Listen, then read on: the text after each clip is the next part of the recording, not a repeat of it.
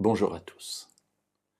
Je l'ai déjà dit, dans la Bible, il n'y a pas de petits péchés ou de grands péchés. Tous les péchés mènent à la mort parce que dès que je pêche, quelle que soit à mes yeux la grosseur de ce péché, il me coupe immédiatement de la vie et je vais donc vers la mort. Pour autant, dans ses conséquences, sur moi et sur les autres, il y a bien une échelle de valeur. Et la Bible va en parler dans le livre de Lévitique au chapitre 4 et au début du chapitre 5.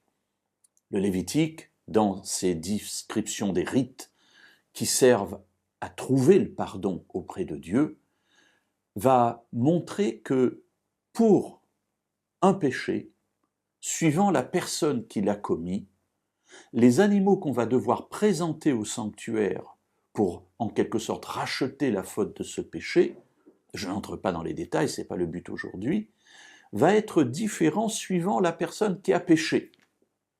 Et pas suivant le péché, mais suivant la personne qui l'a fait. Intéressant, dans donc ce chapitre 4, et au verset 3, si c'est un sacrificateur qui a péché, il offrira un jeune taureau sans défaut. Au verset 13 et suivant, si c'est la communauté qui a péché, elle offrira également un jeune taureau. Au verset 22 et suivant, si c'est un prince qui pêche, il offrira un bouc mâle sans défaut. Et puis si c'est quelqu'un du peuple, à partir du verset 27, il offrira une chèvre sans défaut. Et Dieu a même prévu la situation où la personne est trop pauvre, elle ne peut même pas offrir une chèvre. Et cela, on le voit au chapitre 5 et au verset 7, s'il est trop pauvre, il offrira 2 tourterelles ou 2 pigeons. Qu'est-ce que Dieu nous enseigne ici? Eh bien, si que par rapport au péché, il n'y a pas d'échelle de valeur, en revanche, dans les conséquences de ce péché, suivant la personne qui le commet, là, oui, il y a des différences. Si c'est quelqu'un qui est inconnu, qui pêche, j'allais dire que quasiment les conséquences de son péché ne touchent que lui. Je sais que c'est un peu plus complexe que cela, mais permettez-moi un petit peu de simplifier les choses.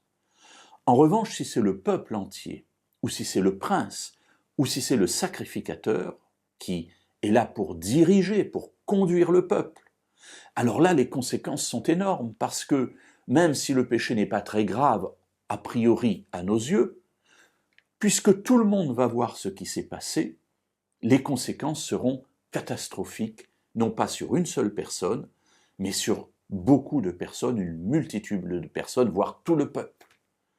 Et alors, pour marquer ainsi cette gravité spéciale, les animaux qui devront être offerts seront beaucoup plus importants.